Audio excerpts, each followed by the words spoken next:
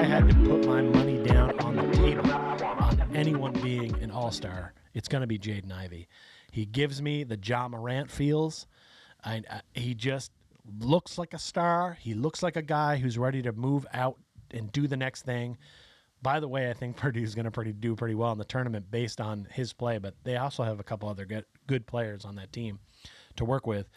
I see a guy who's a winner and finds a way to get baskets and does the right thing with the ball. And in college, you want to see a little bit of maturity so you know when they take that NBA step, it's not going to be as aggressive. That's the same thing that people must have seen in Franz at Michigan. I didn't see him there a lot last year, so I don't know. But when I see Franz on the court now, I see a mature player who makes the right move. If we're up late, he'll pull the ball out. He won't just go get a layup for himself. Like, he does all those things that a mature veteran player would do. You kind of want to see that. I want to see that anyway in a prospect, because I want to know that there's some sort of future here, because a lot of teams waste a first-round pick on someone that never pans out, never has the work ethic or the skill. And I think that Jaden Ivey is one of those prospects that whatever team ends up with him, they're going to love him, and they're going to be so happy that he fell to them wherever he ends up. But as far as talent goes, I've got him at number 2. Okay. Yeah, I mean, I'll put an asterisk on this. I haven't watched as much college ball as you yet. I plan to just put a dent in my couch this weekend and just get as involved as I possibly can, watching as much as possible, and I'm stoked for that. But I have been able to catch some things here and there, one of which was the Wisconsin versus Purdue game. I think we watched that together, actually, and Johnny Davis outplayed him in that game. Mm-hmm.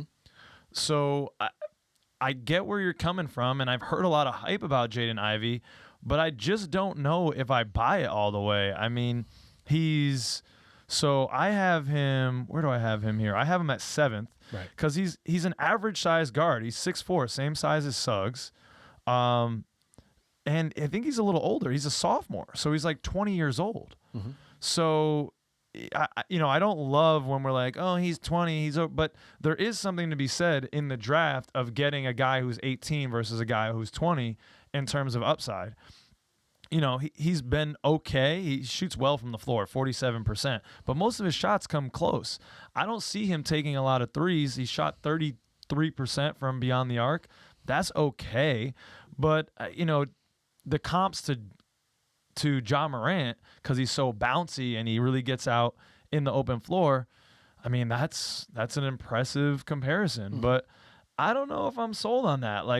So the way I did my rankings was, I try to do something similar. Like, my top tier guys, I think like my top 4, I'm just drafting kind of on potential. Like, those are the best guys available. And then after that, I started going around fit for the Magic. Right.